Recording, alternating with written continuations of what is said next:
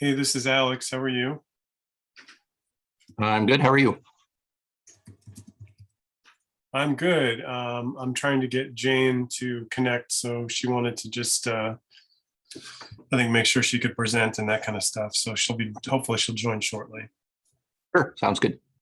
I'm going to put you back on mute. I'm trying to finish eating something real quick, and then I'll be right back.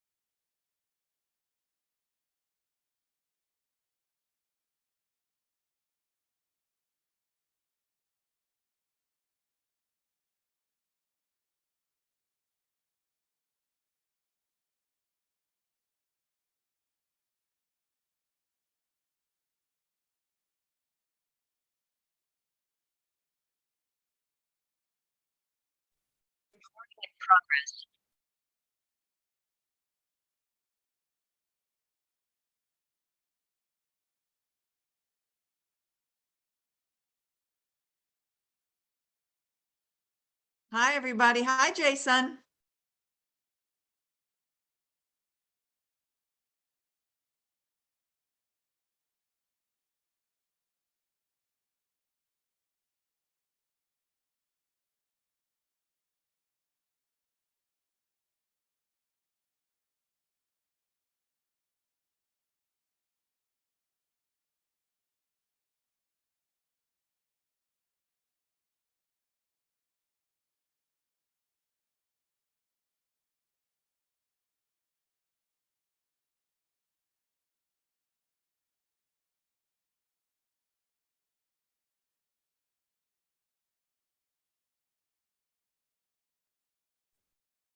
Hi, Jane. Are you able to hear me? I can. Can you hear me? I can. Good. How are you doing? I'm all right. How about yourself? Good. Good. It's been a while since I've seen you since class. Yes. You're have bees, I'm assuming. I'm hoping. I took this last year off. They didn't make them Did through the you? winter, and I decided to kind of reset. Good. Good. Great. Hey, Jane, So I this is, just oh, sorry. hi. I'm just going to interrupt. I'm just going to finish my dinner, and I'll be back in just a minute, but you guys go ahead. It looks like Don't rush. obviously you can broadcast. Have you tried sharing your screen yet? No, that's what I wanted. I had sent you an email Yeah. saying I just wanted to make sure that I was able to figure out what I needed to do so it worked. No problem. But no, I've got the programs right here. And so do I have permission to share the screen? Yeah, I just made you a co-host, Jane, so you should have rights to Okay. do everything.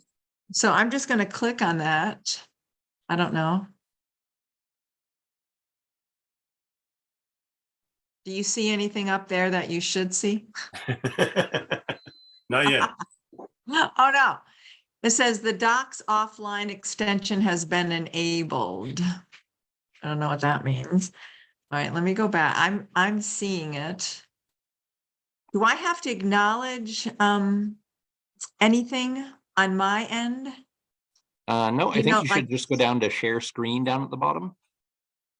All right, so unfortunately, I'm looking at my program. Yeah, so if So you let go me back to just- Zoom, All right, let me back here. Zoom. and go down to share screen. Kind of in the middle at the bottom of my screen, at least. Right, and it's got me launching the meeting again, so hold on. Okay.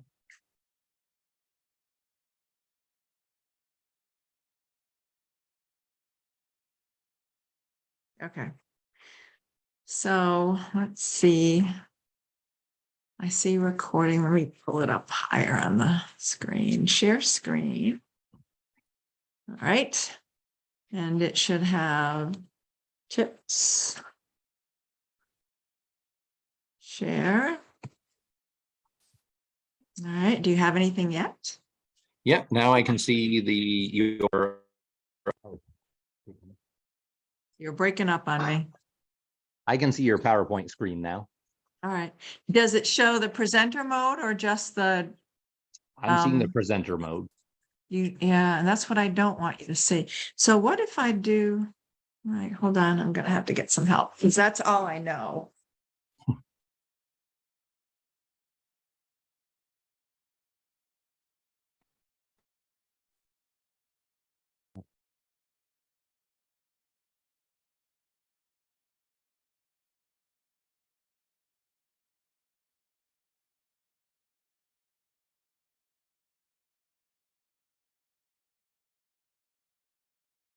I'm just having somebody come by to, because I am so, put me in front of a group and I'm okay. You put me in front of the computer, it's like I don't know my name.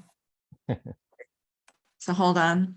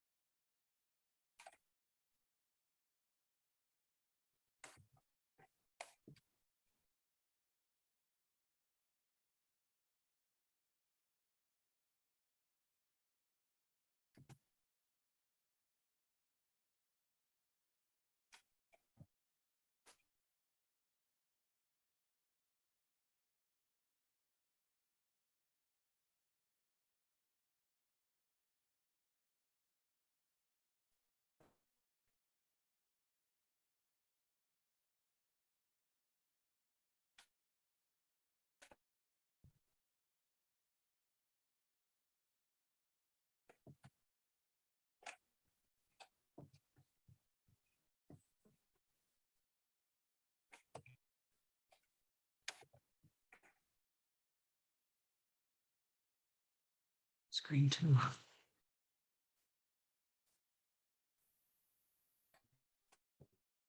If I can quickly set one up, James.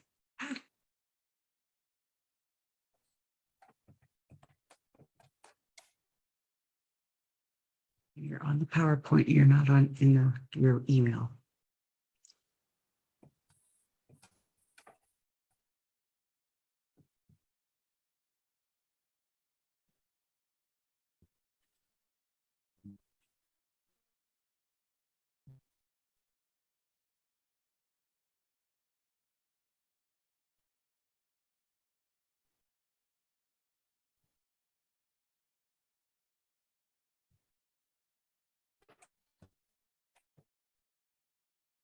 You just got the other computer on, but I have to make it so that it's slideshow.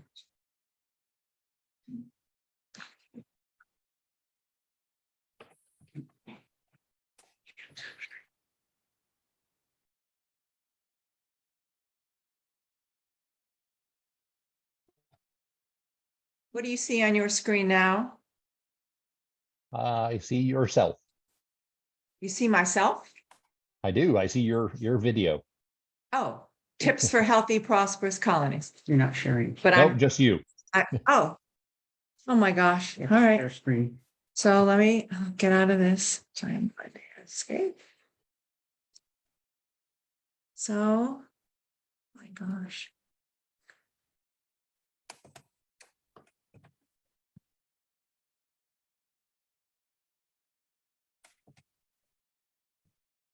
All right. Take two. Share screen.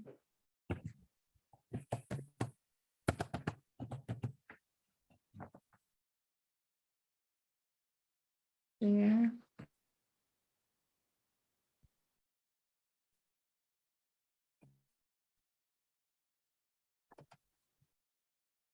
Yep, now I see your presenter view of your slideshow. Okay, so now I'm going to do slideshow from beginning. Yep, now I just see the slide. Okay. Looks good. All right. For your notes there. Yep. Okay, so the other thing they can do is if he gives privileges to more than one person to present, but I have to have the link to. And then I can advance.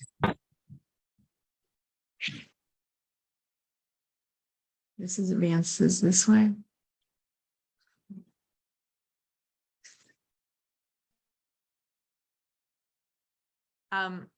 I often tell folks that I get easily distracted, so I'm not going to be able to watch a chat, the chat room. So, if someone can just monitor that, and again, this is a relaxed enough presentation that you can interrupt me or it's no problem at all, but I won't be able to keep my train of thought and watch chat. Yep. Sure. I'll keep an eye on Try it to- for you, Jane, or Jason can if he wants to. Yeah, I was gonna say we can try to monitor that for you.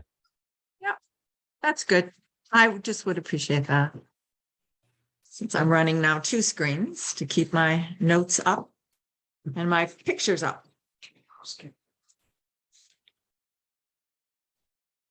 How many folks do you usually have in the course of a presentation? I think we had, I think we might have had a dozen folks online last time. Yeah. Again, it's hard to keep, like you were saying, to keep track of who's online Oh, yeah. while you're showing your screen. Yeah. But yeah, I think usually I would say get another 5 or 6 more minutes. Folks are starting to roll in, so that's good. So yeah, got 170, 160, something like that, people on the mailing list, and like 180 on Facebook. So it is a Thursday night, so a lot of folks I think have the time free. Yeah. So Good. hopefully it works out. Good.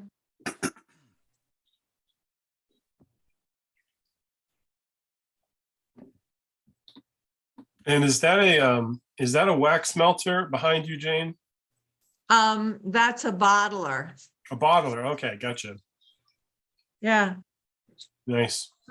No, I just, with 30 colonies or so, it's amazing how much honey they produce.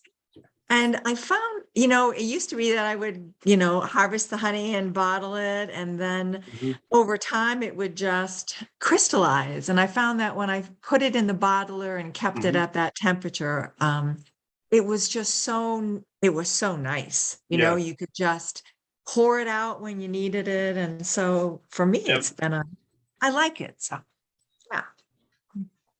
I this summer I was able to harvest some in July and then actually extract it and bottle it while it was still summer. I was like, wow, this is great. I should try to do this every year. Yeah. Yeah. It doesn't ever work that way. It's usually oh yeah, November. Let's do something. Yeah. Oh well. And I know that's a heck of a lot. There are people that have heated rooms and things like that. So it's the bigger you get, the more stuff there is, right? Oh, no kidding. And I've often said I'm all about simplicity. I like things simple, but then there just comes a point where there's an ease element, Mhm. like what can still be simple but easy is kind of what I'm hoping for. Yep. Anyways.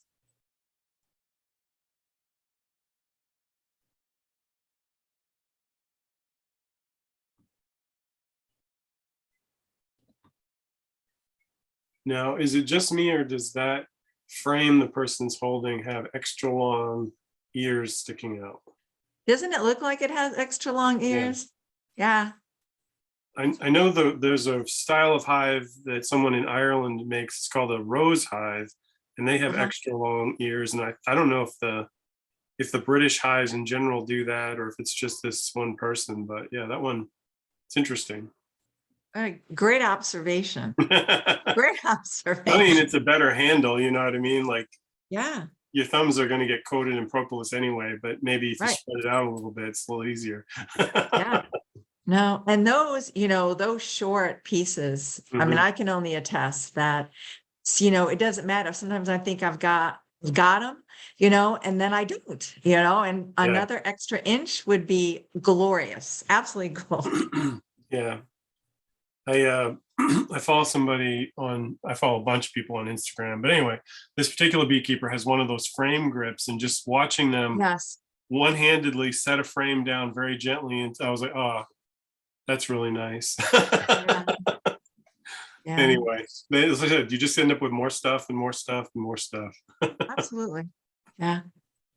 Yep. And I've tried the frame grips Yeah. and I find them it's another piece of equipment that I have to maneuver like with my Yeah. two hands. And so Right. I found it more awkward and I just didn't have the finesse using it that I'm sure people who use it all the time have. And Well, they Yeah. might have just done that for the Instagram too, but anyway, Yep. it looked good. That's right.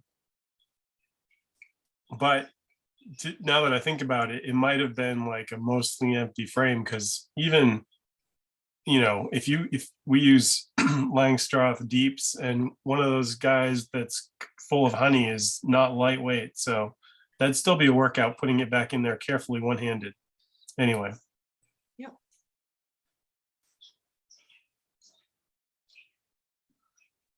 Well, I appreciate everybody being patient. I think we should give folks like another minute, just because the last time we did have a number of folks joining like right at the hour, so we can get started then.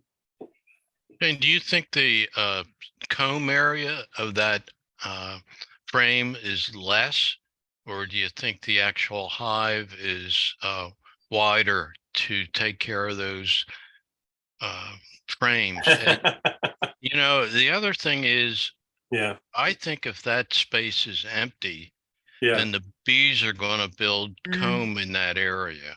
Mm-hmm. Because yeah.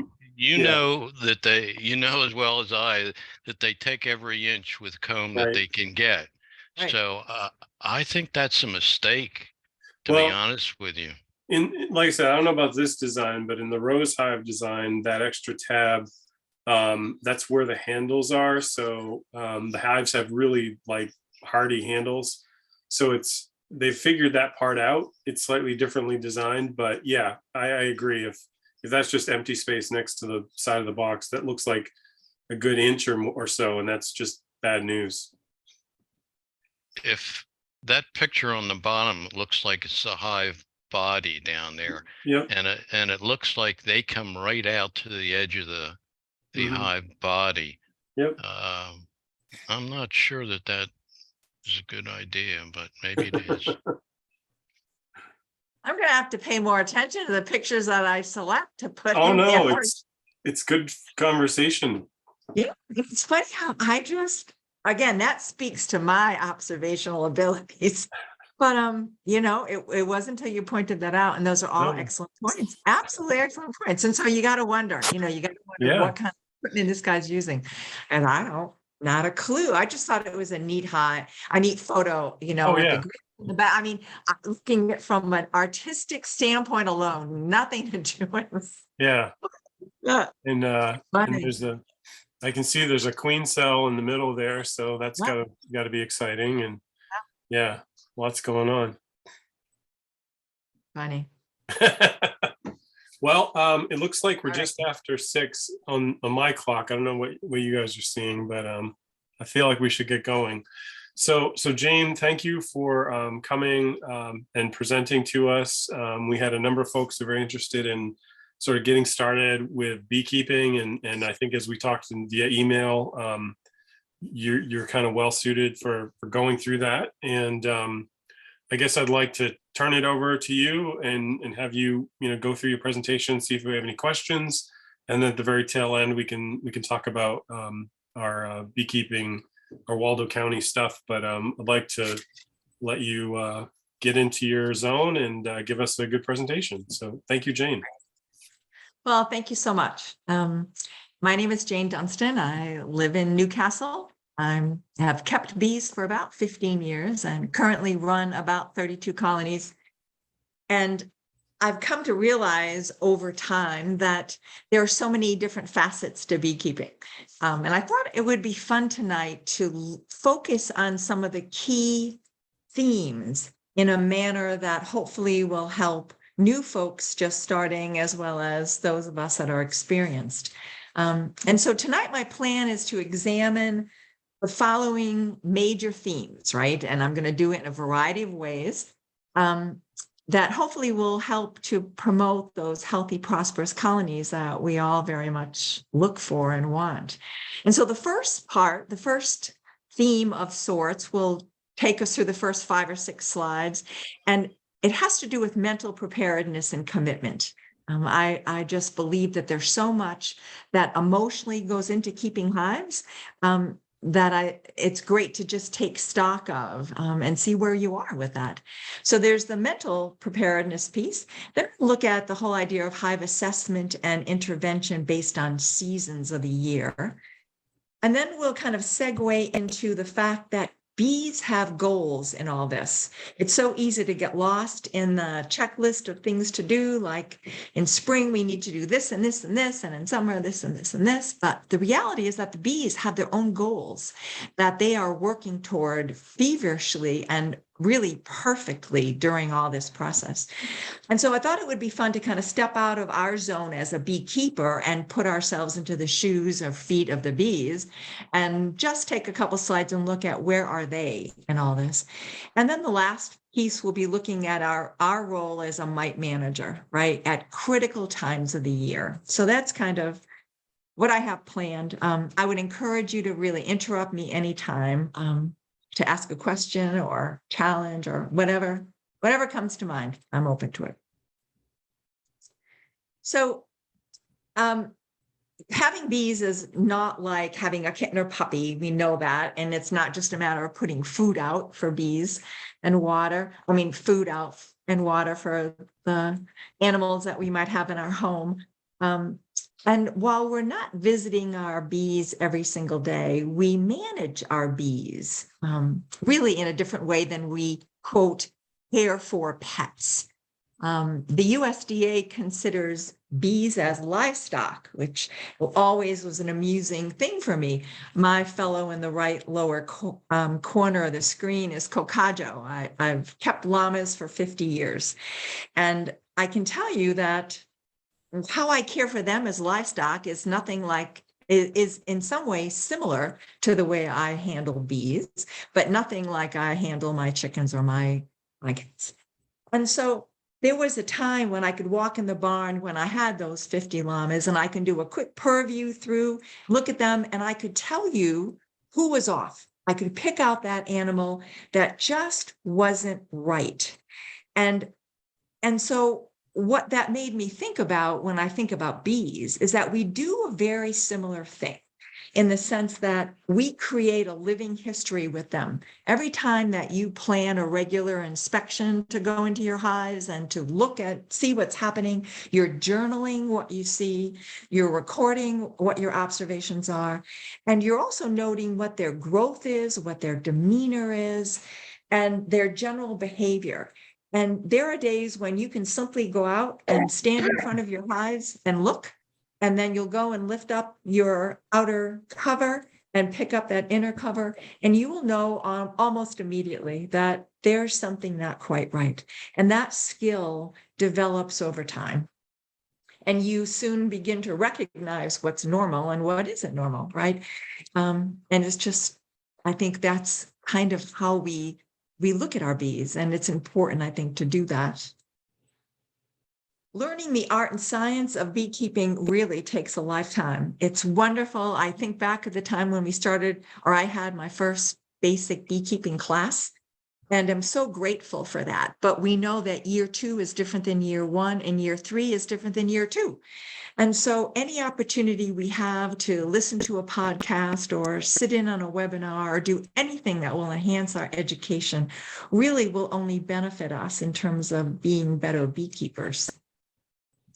And those men and women who have shaped my skill as a beekeeper, my hat's off to them, and can't underscore enough that I often attribute the health of my colonies to those years past when I worked closely with mentors who taught me and taught me well. And it's a wonderful opportunity then to turn around and be a mentor to someone else, because those folks are still present when I'm befuddled or mystified or taken back by something that I come upon that I simply wasn't anticipating at all. The reminder that we chose them, they did not choose us, I think is an important one. Again, when you're looking at the big picture of caring for a colony. And that stewardship, it's that careful and responsible management of something that is entrusted to our care.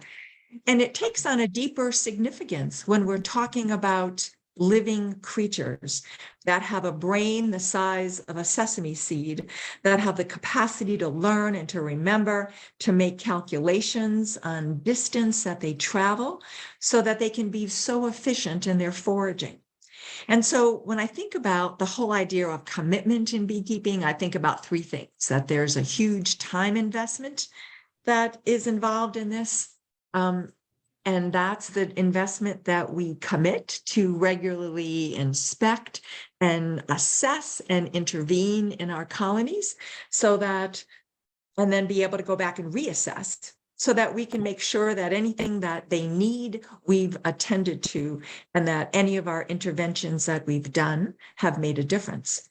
And then that financial investment that we all put out initially as outlay, we know that continues, whether it's need for medications, whether it's need for more equipment, but that is another commitment that we make almost without speaking.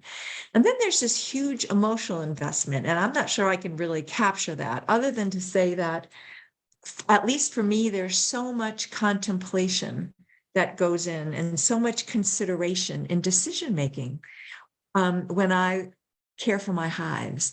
And sometimes I think we underscore that. We forget how that impacts us, because it does. I can't tell you how many times I go to bed sometimes thinking about what I saw, or, being uncomfortable about a decision I'm thinking of making or did make or whatever. So it's all that mental energy that goes into caring for them. So it is part of that commitment piece.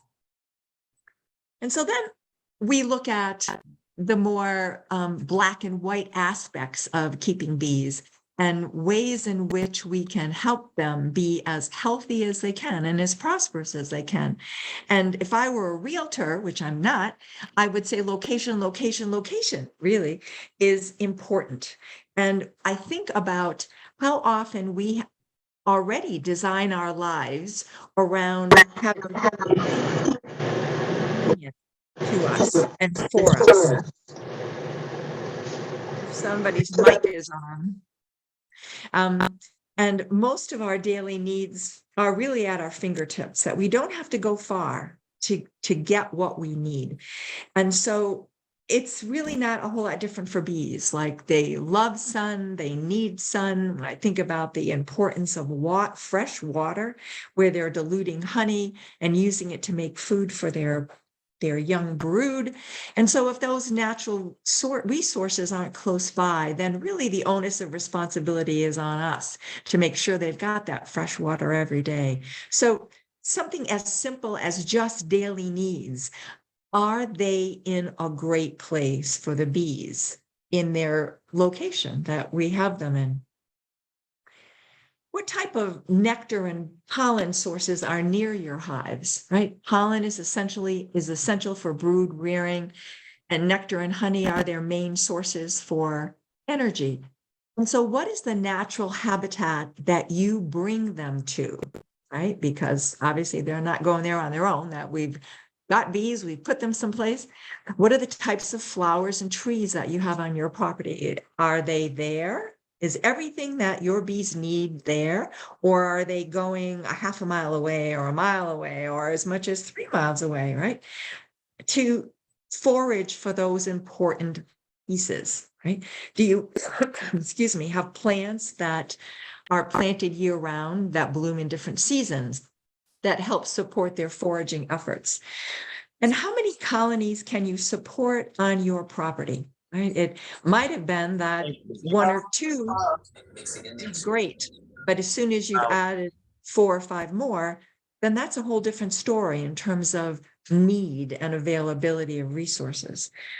And then the other thing that I've begun to think about more and more frequently is what is nearby in terms of potential threats?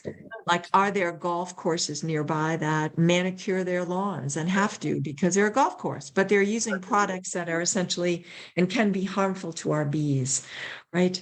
And so, again, just one of those considerations that we make as beekeepers, thinking about where our hives are going. So we all inspect and assess and intervene. That's just part of what we do as beekeepers, but can't underscore the importance enough to always have a plan when you're going into the hives. That I know that my visits are disruptive. It doesn't matter how quiet I am and how slowly I work and how gentle I am. The reality is that I'm blowing smoke into their hive. I'm lifting the top cover off of their dark, temperature controlled environment, and in comes the sun. And then I start to rearrange the furniture in their house and recognize that at times that is absolutely appropriate to do and necessary to do. But needless to say, it certainly remains disruptive for them. So I love to underscore the idea of always having a plan, that it's not ever a good best practice to go in willy-nilly and say, I think I'll see how the bees are doing today, because it really does throw them. And you don't ever want to miss out what you see on that front entrance. It's amazing the information that we can assess about our bees just watching them fly in and fly out. And the importance of record keeping, I just can't be underscored. That living history of your hive, I go back to time and time and time again. And if you're keeping really good notes, then you can go back and almost pinpoint that time or that day or that week where things started to kind of disintegrate, or you started to see signs that the hive is trending in a manner that you perhaps might not want it to trend in. And so record keeping is just absolutely so very important. And so for our newer folks, I think I just want to spend a couple frames looking at, again, the importance of the information that we get, even looking at something like what's in the cell tells us a magnitude of information. And so I think one of the tips for that successful and healthy colony performance has to do with being able to learn to read frames well. And we know that the eggs are in the center of the frame and that they look like tiny rice grains. But it's always interesting to note that, are they standing on end or are they flat on their side, right? And so just in something simple like that, we know that eggs are eggs for 3 days. And so when they're first dropped by the queen, they're vertical and upright. But by the time day 3 comes along, they're on their side. They're preparing to start forming that C-shaped larva. And so when we're looking at eggs in the cell, we know that she was either there a day ago or she was there 3 days ago.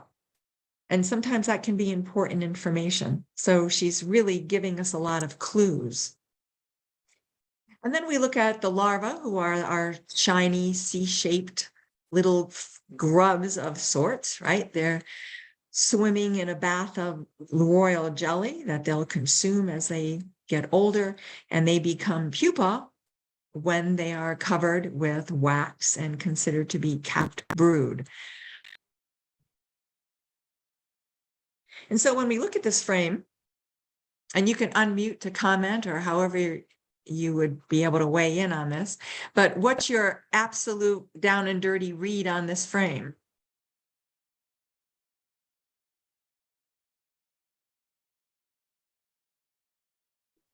I would say the bees look like they're calm. We can't tell how many are up in the beekeeper space, but in general, they're doing their thing. And there's a nice, good sized colony there, which depending on the time of year might be just perfect. Absolutely.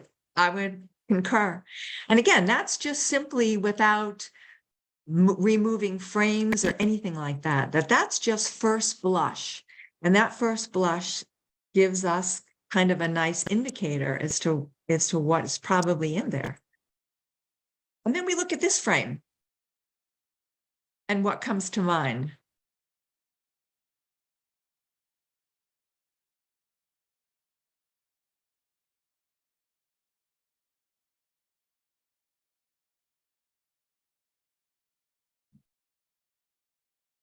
Let me ask, since no one's offering anything, let me ask, does this little segment, again, we have this little picture only, I don't know anything about this hive. This was just a picture I selected.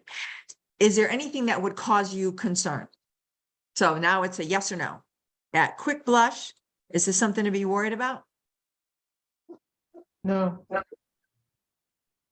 It looks like there's some uncapping going on there. Yes. Yes, I would agree. And so a frame like this, I stop and look at and say, how come there are cells that are open? It's not that they haven't yet capped them over. It's they are doing just that. I think they are uncapping the cells because there is illness going on in that cell. And so this would cause me to take a closer look in this hive.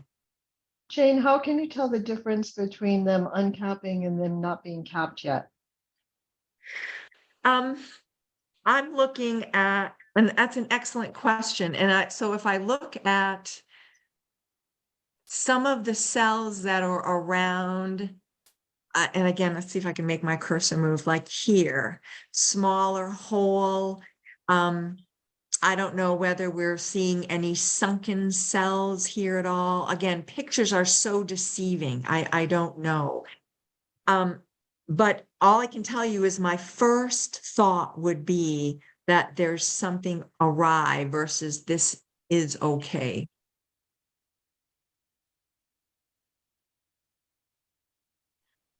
And it might be that I have to look more carefully at what is already open. Right. I wish I had a greater piece of this frame to look at, but I don't.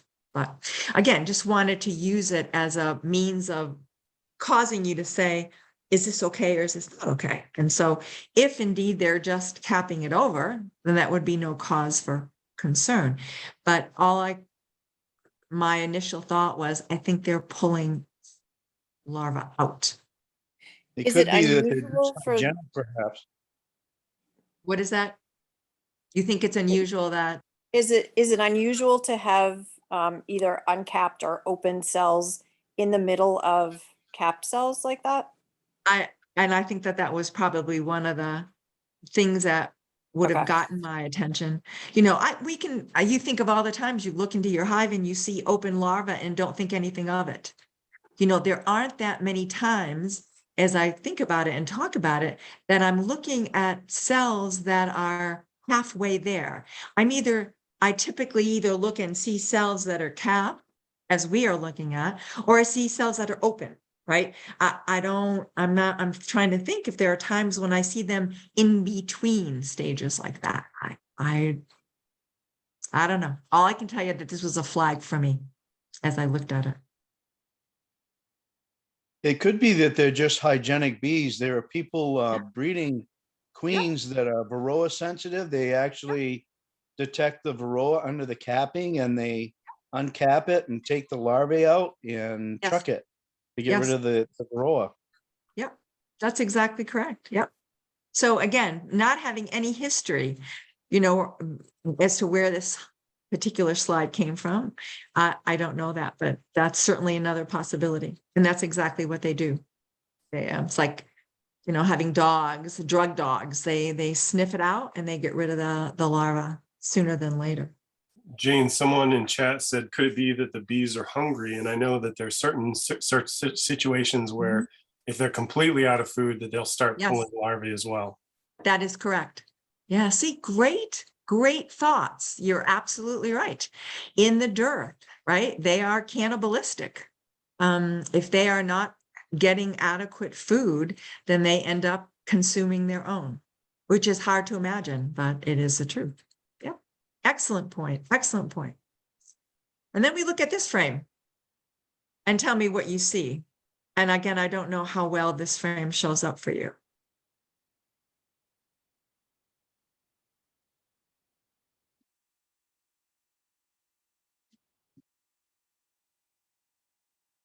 Can't really tell. It looks pretty empty with a little bit of pollen maybe. Yeah. Now in my frame, it looks shiny. I'm seeing shine in those cells. And so when I looked at this picture, I thought this is kind of a great photo of situations where hives become nectar bound, where every cell imaginable is filled with nectar, which doesn't allow the queen to lay. And in my slide, as I'm looking at it, everything is shiny. So I'm attributing that to nectar. But And, again, so yeah, no, I was going to say, you're also seeing pollen in and around, that's exactly right. which is not typical if this was a super, for instance. So That's right. yeah, Yep. I mean, and then if this is November and I'm seeing this, I'm a little freaked out because it's all Yeah. still uncapped and It's still uncared. uncapped. Excellent. Good. Again, those are all the kinds of things that have to do with what season am I in? Is this appropriate? Should I be concerned? Can I relax with what I see? All right. I love talking about queen cells and differences in queen cells. Again, only from the vantage point of what they tell us in a hive. And so I think of queen cells as there are three types of cells, that we've got a queen cup that is shown in this picture. And this is dainty little Demitas cups that I think of.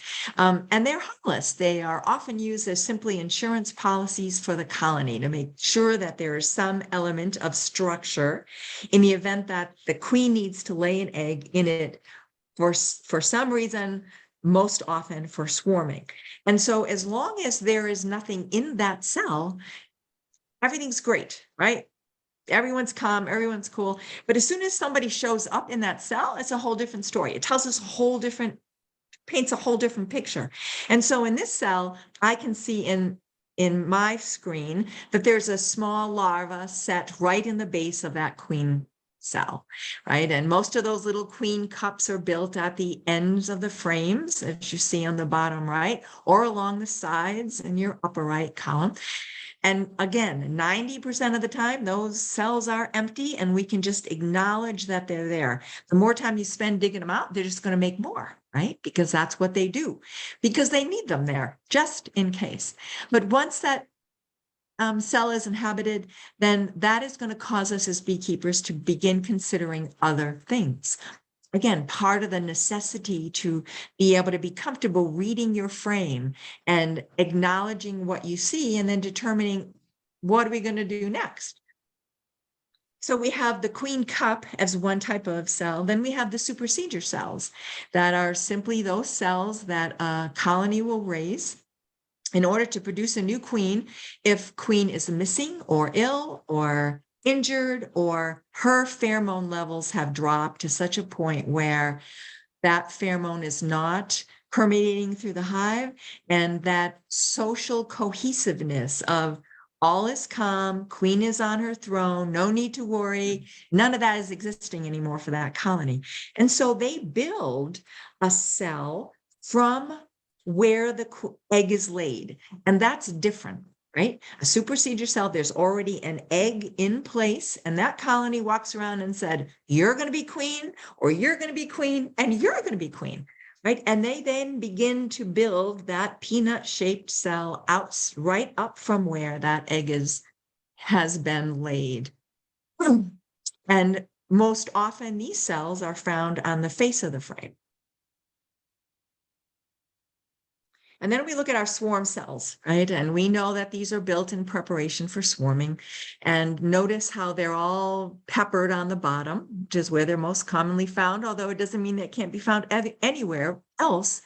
But remember, in 2 slides prior, we showed examples of queen cups.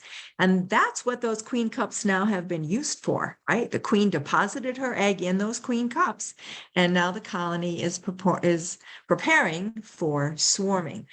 And so again, we as beekeepers can make some decisions and some interventions, right? If we are fast enough in finding this occurring, right? Ideally, I'd rather catch it when I find the larva settled in the queen cup 2 slides before, and then I can go ahead and do my artificial swarm. But sometimes that doesn't happen just by timing. And so it's 7 or 10 days later, and I'm now seeing full-fledged queen cells. Hopefully I still have enough time to intervene and do something to prevent half my colony from going elsewhere where I have no control over caring for them. And so that kind of brings us to looking at it, some targeted things come seasons, right? Because I do believe that every season builds on another. I think that we all would agree with that, right? And so they are preparing for winter and spring. We don't think about it that way, but they do, right? In terms of what their activities are. And so how can we help them? What do we need to be evaluating? And so come spring, when I first get out there to look at my colonies, I want to evaluate a couple key things. I'm looking at the strength of the colony and its size. How populated is this colony coming out of winter? We'll catch sight of the queen. We'll see whether that pattern that she displayed back in the fall is still present now in the spring. And weather is such a driving force for us now, I think more than ever before. And we can all attest to how unpredictable the weather is, how weird the weather is, how different it is. That's what I say all the time. It's so different, right? And maybe it's not at all, but from my vantage point, things are different. And so if we know that we're going into a stretch of weather that is going to be rainy and cold and damp and windy where they're not able to go out and forage, then we just know that we have to supplement them with something, right?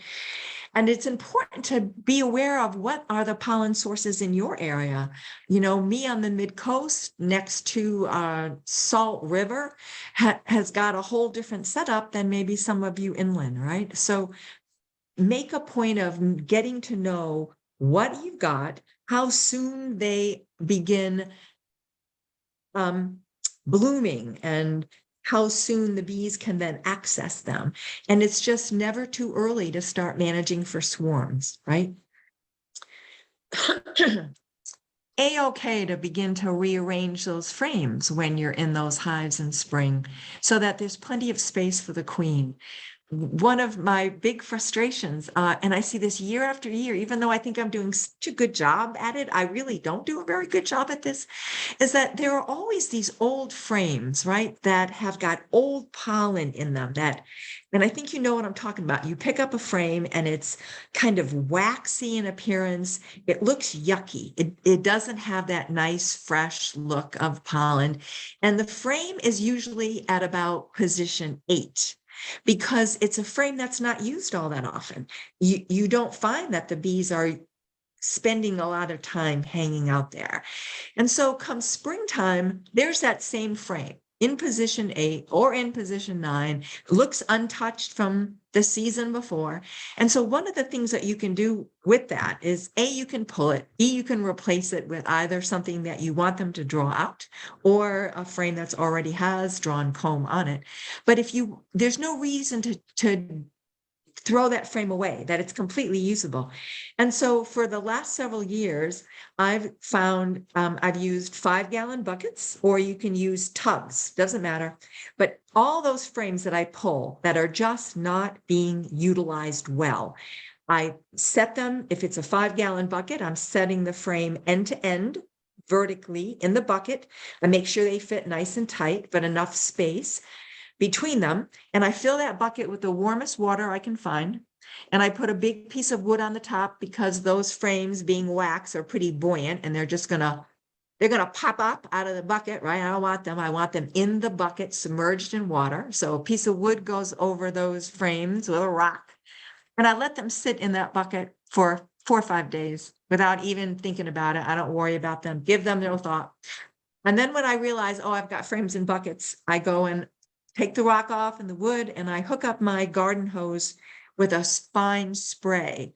And you can take that frame and you can spray all that old stuff out.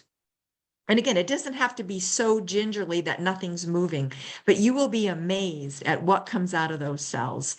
And then once they're nice and clean, I put them on a ladder that's on some sawhorses so that I can flip them over so that both sides dry evenly. And I recirculate those frames back in use. So just a little tidbit of information. Maybe some of you already do it, but when I discovered that, I was just so joyous because I found that I utilize that technique a lot. So anyways, that kind of addresses the old frame deal.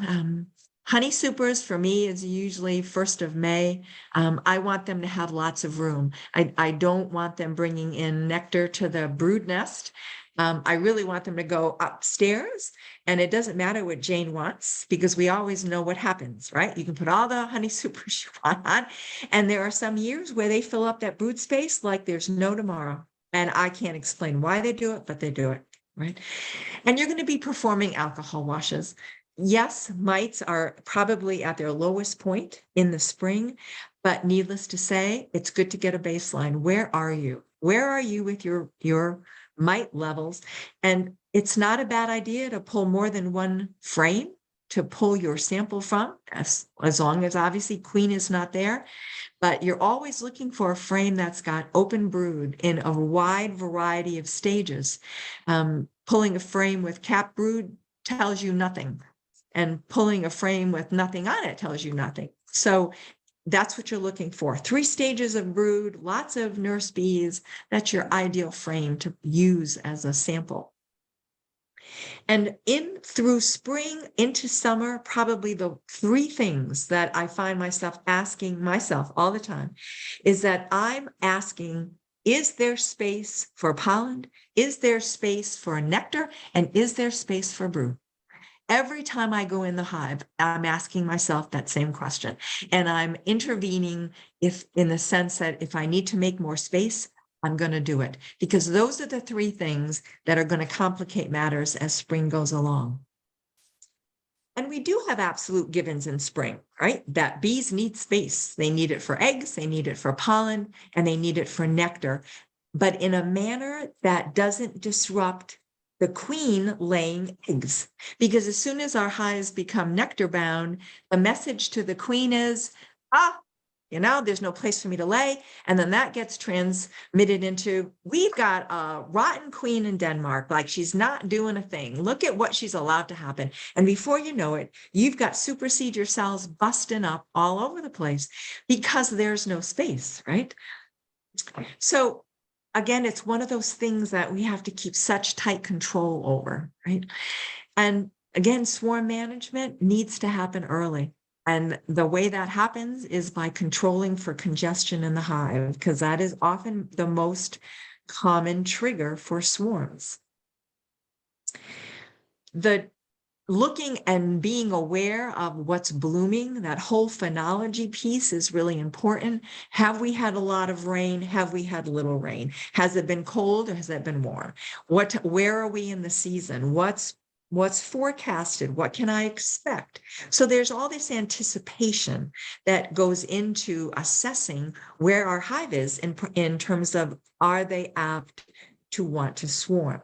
But the congestion in the brood nest is by far the biggest.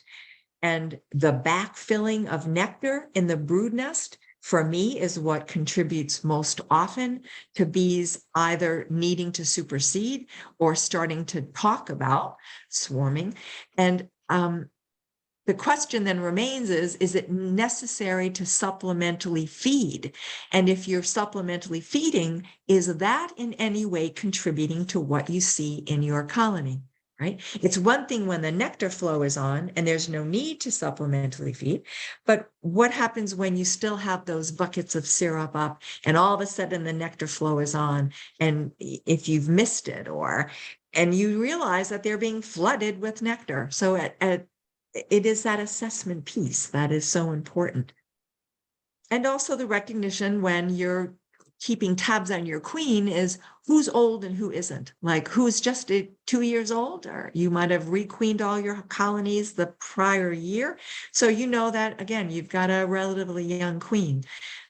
If you're someone who likes to, just let your queens go until they start to exhibit signs and symptoms, and then the hive kind of takes over and supersedes on its own, that's great. As long as you're aware as to who's doing what when in the hive. So then that brings us up to summer, and we think about the similar issues, really. We're still looking at space. We know that they are at their peak comes the 1st of July. But what are the space needs of the hives then? Are they still roomy? Do they still have plenty of space to lay eggs? When you've had your supers on, at least here on the mid-coast, it's not uncommon to extract honey end of July. I do it pretty frequently. And it's just because I've got a box or so of capped honey, and it's that lovely light spring honey. And so I can extract it then, put back the box back onto the hive, and they'll just continue adding to it. If you're not doing that and you do it all at once, then again, the importance of making sure that there's more than adequate supers present on that hive for them. You're going to be monitoring for dearth, that end of July, August period where we have so little rain, or that's been the situation the last 2 years. Is it necessary to feed our hives? Is it necessary to take away those supers and just concentrate on giving them food? Every year is different. Every location is different, right?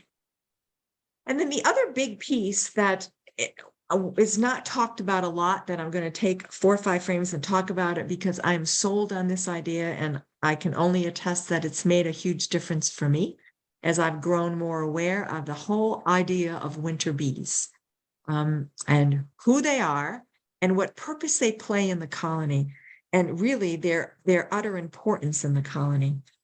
And so I feel strongly that overwintering success depends on the winter bees. There's a lot of things that goes into how well hives overwinter. And yes, it has to do with the size of the cluster and amount of food they have and how well they've been treated for mites and their mite load going into fall and winter. But it is the winter bees who take your colonies through. And so let's just compare and contrast spring and summer bees, right, who we spend all that time with. They only live to about 40 days, right? That is what they do. But winter bees begin showing up in the colonies around mid-August, at least in the mid-coast area they do. And they stay alive for 6 months. It's not 40 days for these guys that are born in mid-August, end of August, through September, through October, through November. They've got 6-month lifespan. And it is because they have these incredible physiologic adaptations for surviving winter, along with some other things, right? And so I want us just to take a look at what those other things are. And so one of the aspects that they have is this product called vitellogenin. And what it does is it sometimes can replace or supplement existing pollen in the hive. They have the ability to produce this substance, right? And that's what they're able to feed their young bees in the hive, right, through winter.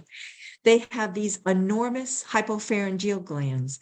Our spring and summer sisters have them because they use them to feed royal jelly to the brood that develops during all the other seasons. But the winter bees' glands are ginormous compared to the spring and summer bees. The picture on your right shows a picture of fat bodies, right? And Sam Ramsey has done so much work in looking at how varroa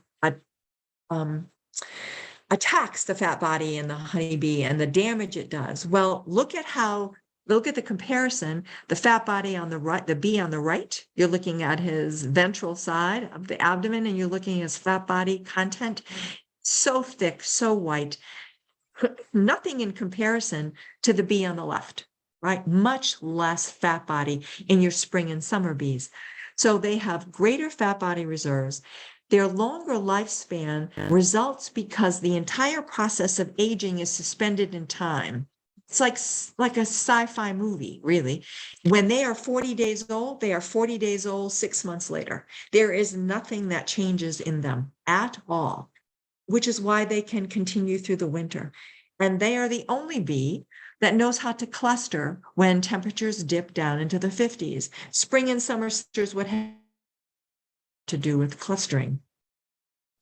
And so our winter bees that show up in August end up being our lifeline to spring.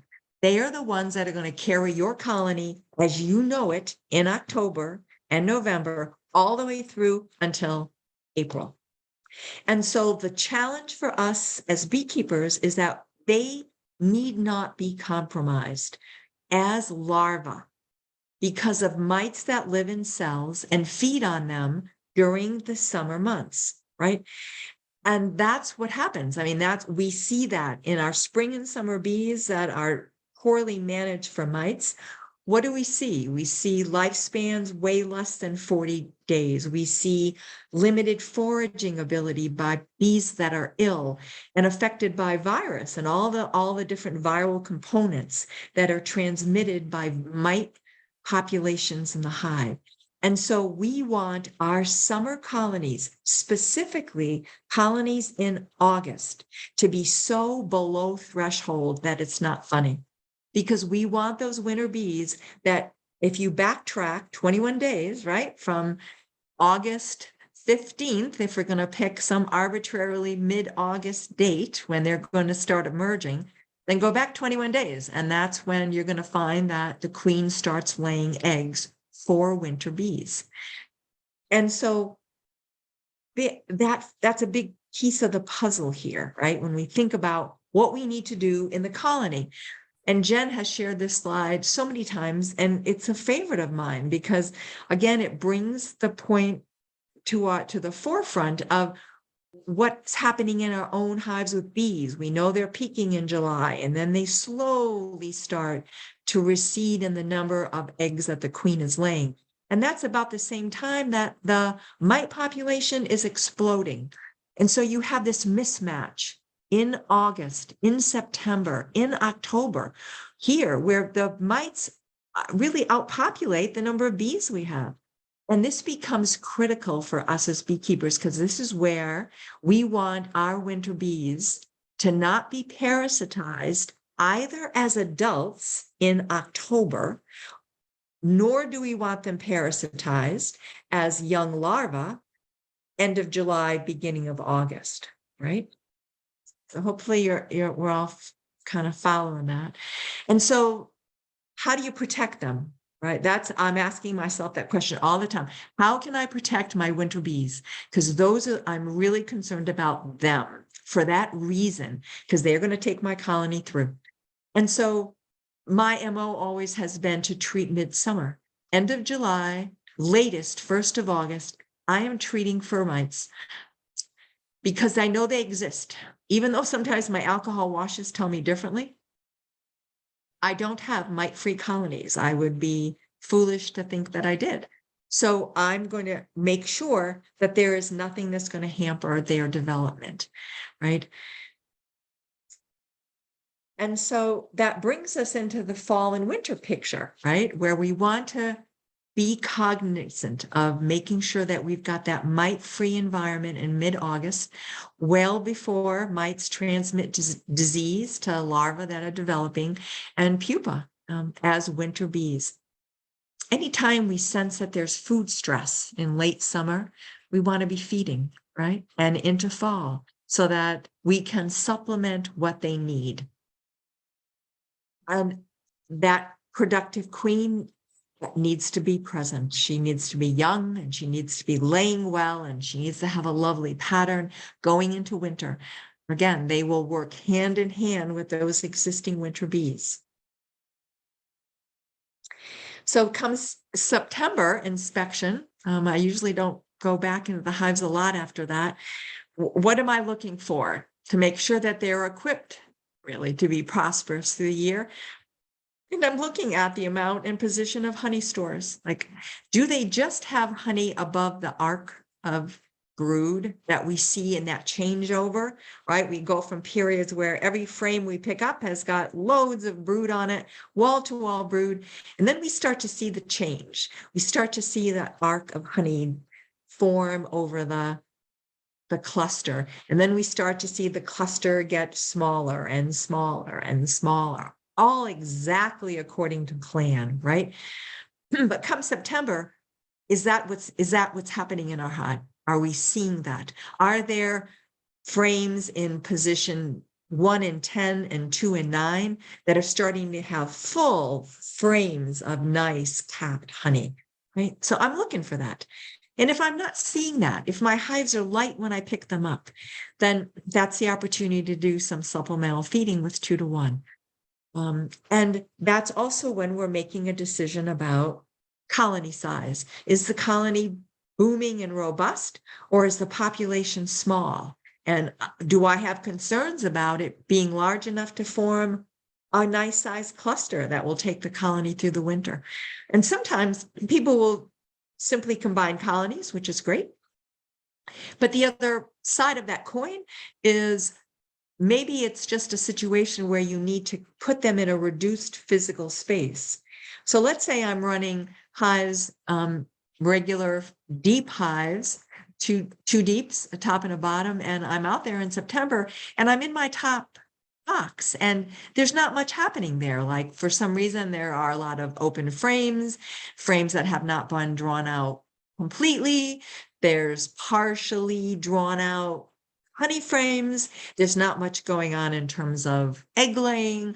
And so rather than ask them to either go through winter like that, I can simply pull the best 10 frames I have and combine that colony into one box, and they will overwinter well. Or if I don't like that idea, then I can combine. But this is the time of year where that decision-making is really important, right?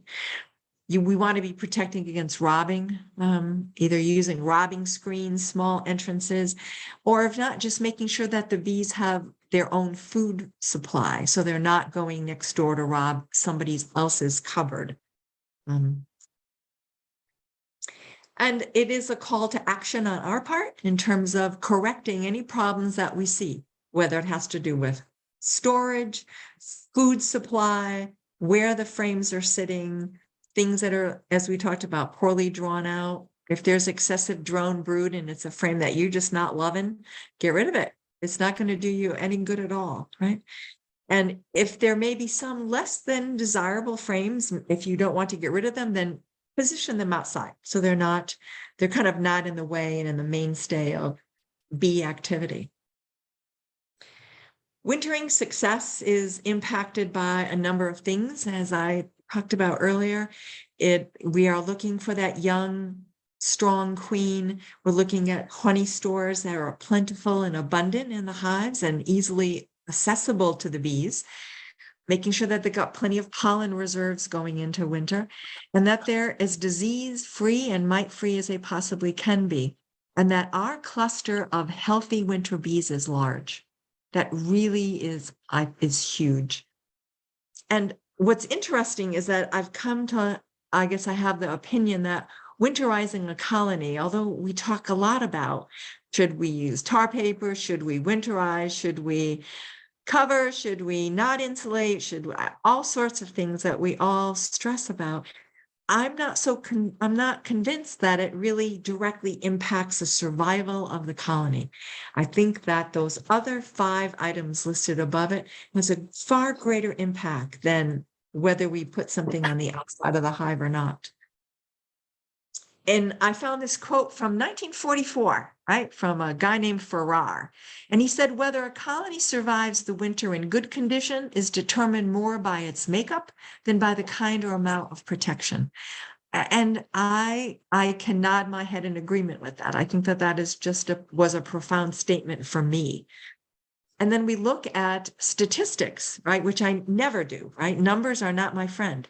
But the 2020-2021 BIP survey nationwide had a 32% loss, right, of overwintering colonies. And our own 2020-2021 beekeeper survey reports almost just under 50% of loss in the winter. And so again, it so begs us to look at what are we doing for our colonies well before winter season hits, right? Even what are we doing in spring and in summer and leading right up to fall? Sam Ramsey, in one of his talks to a beekeeper club, said, it's not so much what we do, but when we do it. And I remember him saying that and quickly writing it down because, again, it was one of those power-packed statements for me. And I find that that is so true, that timing is as critical as doing the actual task, right? And the vast differences exist from season to season. What I did last year in October had no bearing on what I did this year in October. It's a whole different animal, right? And so part of what we always need to be doing in getting these colonies as healthy as we can is anticipating what's going to occur based on what's just occurred and what do we know historically. Looking back through notes, looking back through patterns, what can we perhaps expect is going to happen? And it's always too late to simply react at what's at hand, right? It's, again, this is was it Monday morning quarterback, they call it, when you go back and replay an event. It's so easy for us to do that, which is why the challenge is, how can we anticipate and plan for it before it happens? And so then in just wrapping up, I just want to take a couple slides to look at, this is where we change shoes. This is where we get out of our shoes and kind of step into the shoes of the bees and think about what are their objectives season by season? What do these guys want to do, right? And we know without any doubt that they want to build up their populations at a maximum. They want the most amount of bees they can have. So they have the most amount of workers that are out there that are foraging for nectar and pollen, right? Whether it's spring or summer, that's what they want. They want that queen queen. They are queen white colony. While it's a great integrated pest management strategy to let your colonies requeen themselves and go a period of time where there's a break in brood, the result in that is that there's a break in brood, right? There is a time where you are no longer producing bees. And so you're close to 30 days before those bees start reproducing again. And that does take a chunk of population out. And so they do well with it, they get by with it. But again, it's just one of those things to be aware of if it happens to your hive, like, because is that a stressor for them? Maybe. Not a bad stressor in the sense of what it does for varroa control, but it certainly does impact what their population looks at. And every season, regardless of what they're in, I'm sure the bees want to have a healthy colony. I mean, they want their members healthy. Otherwise, they're going off someplace to die. And that's nothing that they're looking for to happen. And so once we've outlined the goals that a colony has, what's the flip side of that coin? So what are the obstacles that prevent that colony from achieving those goals? And the obstacles include, obviously, low numbers of bees, aren't enough bees to do the tasks at hand, right? The queen isn't going to lay well if there aren't enough worker bees there to support the brood that's being laid, right? It is the chicken and the egg dilemma, but low numbers of bees is an obstacle for a colony. A colony that's queenless goes without speaking, right? Disease will impact their health tremendously, if not at that moment, but a month down the road, 2 months down the road, right? Which is again where that whole healthy winter bee mentality comes into play. The presence of mites is always an obstacle for bee. You can imagine being parasitized by these guys day after day after day after day throughout the entire season. These guys don't have a prayer of a chance, right? Their lifespan is cut back. Their ability to do the best job they can is affected hugely by being sick or affected by either virus or having large chunks of your body removed because of having mites in the cell before you even emerged as a living, breathing creature. Lack poor weather so affects their ability to forage. Not having adequate space affects the entire colony because they're needing to constantly adapt to not having the space that's needed to bring in pollen, bring in nectar, have the queen lay brood that's needed. And so the bottom line with all this is always the question of what is our role as the beekeeper to mitigate these obstacles, right? Because sometimes they can, but a lot of times they can't, that it really is kind of up to us. And so what are the first steps? We need to recognize what the obstacles are. And the only way I know how to do that is to be in my hives, to be monitoring them. And people may fault me for having a tight monitoring schedule, but I do. And for me, that's worked. That might not be what works for someone else, but what does work is recognition of what's wrong. Getting that recognition early on before it has catapulted into something that you don't want it to end up being, right? Record your observations and interventions every single time. You can't write enough. I'm convinced of it. You can't write enough because you're going to go back and look. You're going to look at that record and be able to track and trace where something might have happened, right? And then you want to fix the problem. Once you've identified it, got to get it right, right? And then go back to evaluate. Did your intervention make a difference? Did it correct problem? If not, you know what? We're back at the drawing board. We're back intervening again to make sure that what we do the next time does work, right? And so to sum all that up, for me, healthy, prosperous colonies require all these things. They require so much monitoring by us as beekeepers. I believe the mental preparedness piece is important. The acknowledgement of commitment, the acknowledgement of stewardship, that plays a part through every season of keeping bees, right? Putting their timeline over ours. Having a plan that has a goal, right? And now's the perfect time to think about, go back and reread your notes or think about your colonies from last year. What might you want to do differently this year? Was there a problem that you saw repeatedly, or was there a theme of issues that you saw through your colony that you want to attack this year? This is a perfect time to start to formulate that plan. The more you are comfortable in reading frames and picking up clues that they have to tell you, the quicker you will be able to intervene in a potential issue for them. And so that just takes practice. But, go visit a beekeeper, another beekeeper, someone that you may not have ever worked with before. You're always learning new things when you go to someone else's apiary because they're not your hives and you see things differently in another box. I can't explain it, but I just know it's true for me anyways. Mite management continues to be on our forefront, as is evidenced by those numbers that we are faced with constantly and the reality of how many hives are lost, right? Mite management is huge. The stewardship piece we talked about in conjunction with that commitment that we've made to them because we've chosen them. And the safeguarding of our winter bees in August, those bees are They are my lifelines for spring. And that ability to expect the unexpected. It's like I would clamor for having a cookbook. I would beg to have things like written down that on May 11th, I'm going to do this, and on July 10th, I'm going to do this. And I'll tell you, after all these years, I've come to realize nothing like that exists, that it is the constant awareness that when I open my hive, I'm going to expect something I perhaps don't expect to see.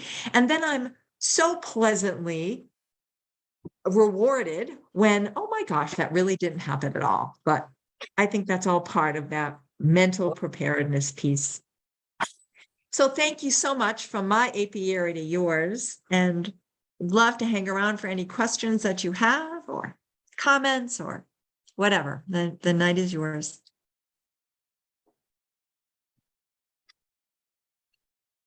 Jane, a couple questions. How often do you treat for the mites? My personal approach is I do alcohol washes in the spring. I tend to treat that first week of August. It depends on the weather, which is always tough in summer. So I'm looking for a period of time where it's low 80s, high 70s, end of July, beginning of August, no later, I'll treat. And then I treat again in the fall, in October, beginning of November. And then I'll do one oxalic acid treatment in December as a cleanup. When the hives are all buttoned up, I will just go in and treat them once for anything phoretic that remains on the bee. And that has been my approach for the last, I don't know, 9 years, 8, 9 years. That's what works for me. So then you don't treat in the spring at all? I don't. I've not had the need to treat in the spring.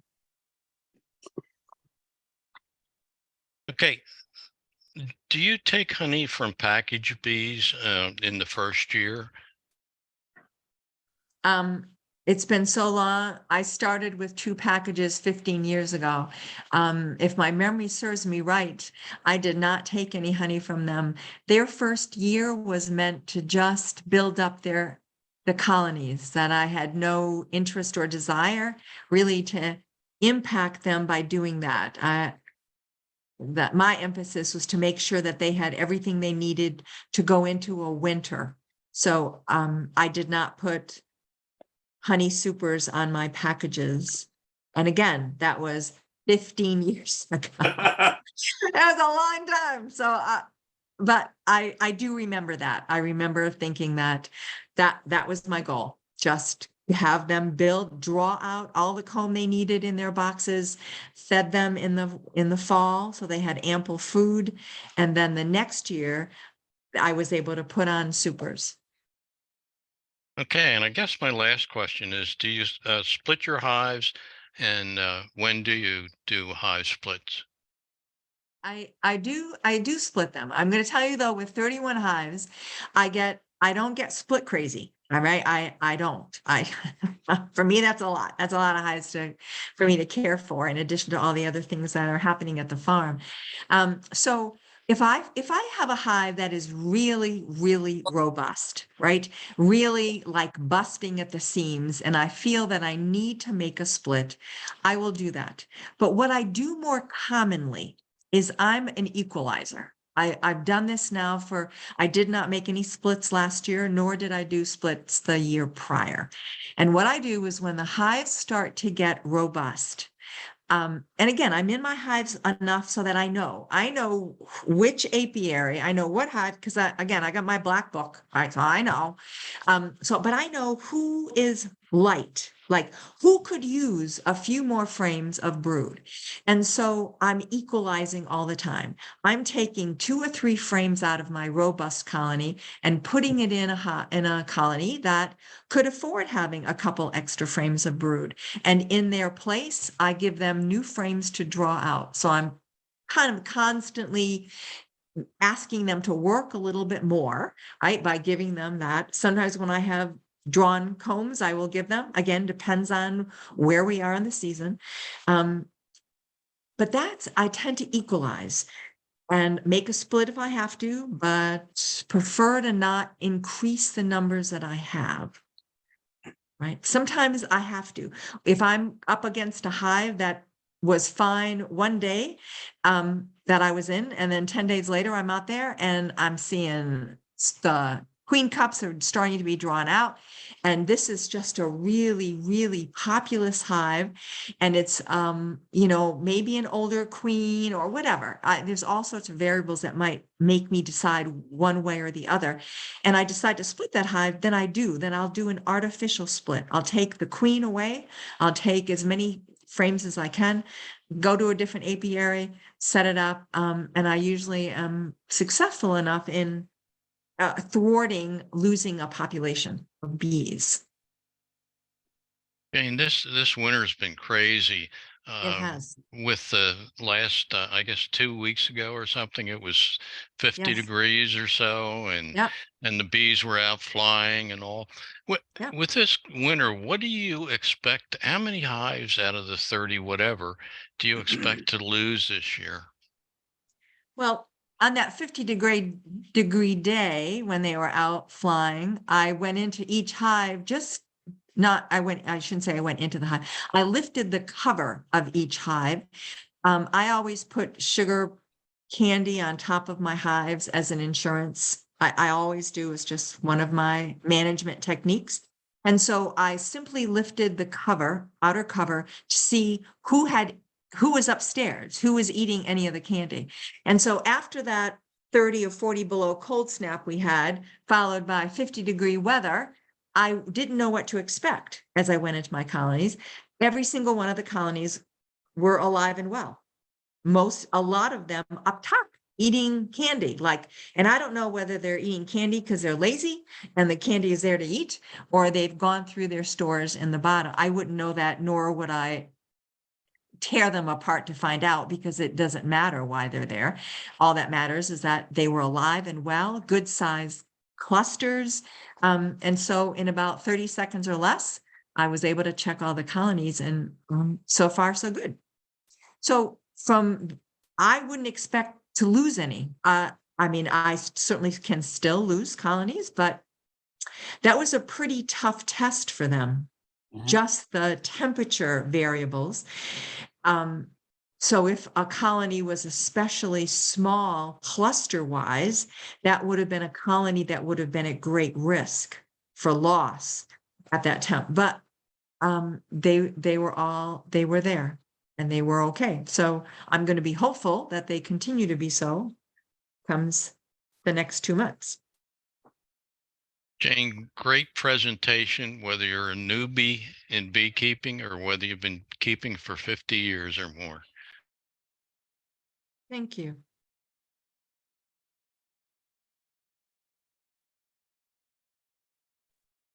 Jane, quick question. You were talking about treatments. You mentioned using oxalic in the winter time.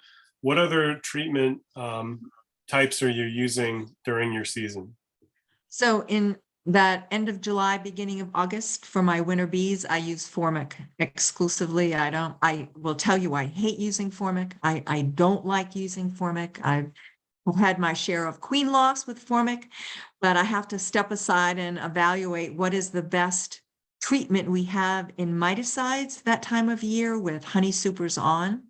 And that is the only answer I can come up with. And so I kind of have to stuff my feelings about it.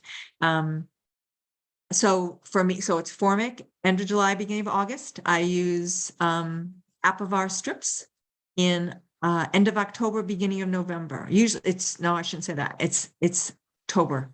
I usually take them out, so I have to back up 45 days. So I try to earmark taking the Apivar strips out of the colony middle of November, beginning of November, no later than mid-November. So they've had that treatment ongoing for that 46 days. I take them out. And then, as I said, a nice warm day in December when it's 45 degrees, it's just one shot of OA for any phoretic mites that might be there. And that's the reason why I'm not apt to treat in the spring, because I've tried to do my best cleanup end of fall, during winter, And so my washes are pretty nil, and I check multiple, I pull from multiple frames. I don't just pull, when I'm in a hive doing my first alcohol wash, I find the queen and put her in a safe place so I don't have to worry about her.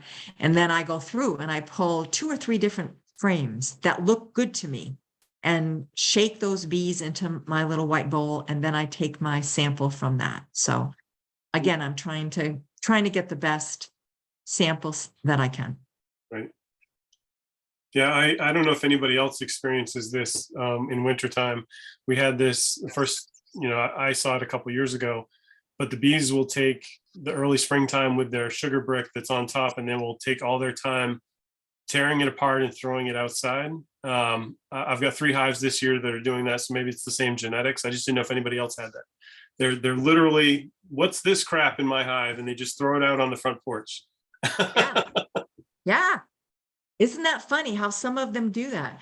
Yeah. And then others, I will tell you that sometime, and every year I kind of go round and round with myself on this, is that I put those sugar candy pies out on the hive when I wrap and get everything all taken care of end of November, only because again, I never know how bad winter will be or what will come up or whatever. So I just, it's easier for Jane is why I do it that way. But I will tell you that sometimes I think it's incorrect.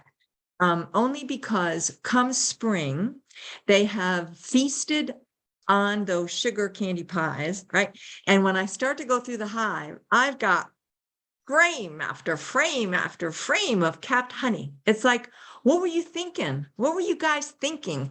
And they will sometimes choose sugar over capped honey. And so I'm at fault by putting that out there that soon. That the food is there. I really want them to use it. But for some reason, some hives just find it easier to go north.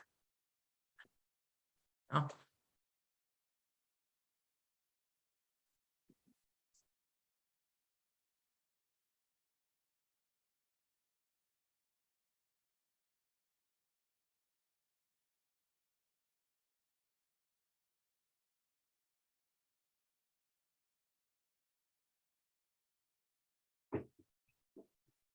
Well, Jane, Well, yeah, go ahead. Go ahead. no, I was just gonna say it was great having Yeah. the opportunity to visit with you. Yeah. Thank you so much for presenting. I think it was really informative, and it's got a lot of information for newer beekeepers, as you promised, value for people who've been doing it for years. We are recording this session, so we'll figure out how to get that posted to Facebook, so those who couldn't make it can watch it again. No, I thought it was excellent. So thank you very much for coming tonight. Great. Great. Well, I'll let you go have your meeting, and thank you Yes, again. thank you. And have a good rest of winter, and hoping spring looks great for everyone. Thank you. All right. I'll get myself out of here.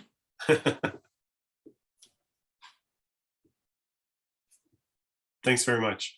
Right, So, thank you. Yeah, you're welcome to stay on if you want to, but Oh, no, we'll, you're fine. okay. Great. Thanks. Thank you. So hopefully folks got a little bit out of that. I know I took some notes down just for my own bee yard. And I think we had a couple of good questions about splits, and that actually is a nice setup.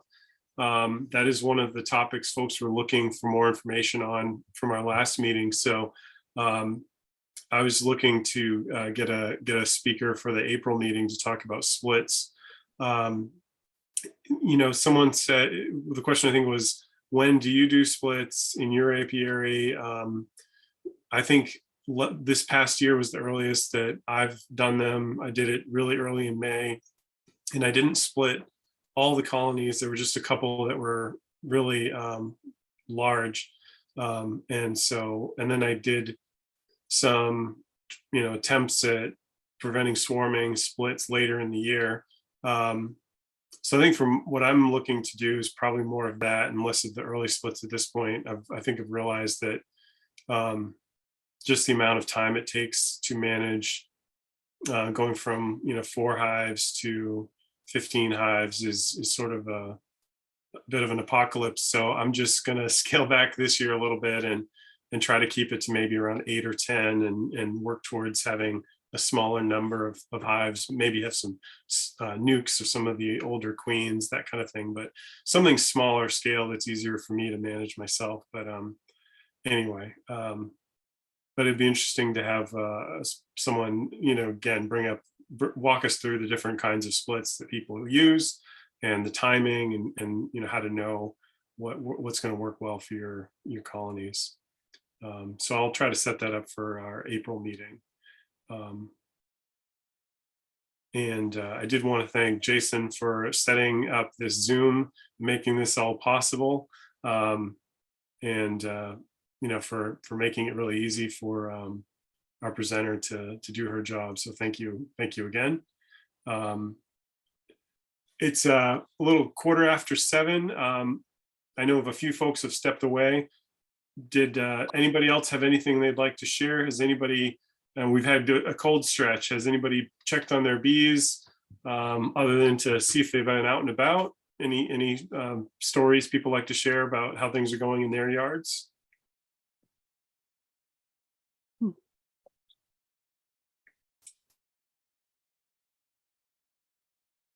Well, if not, that's fine too.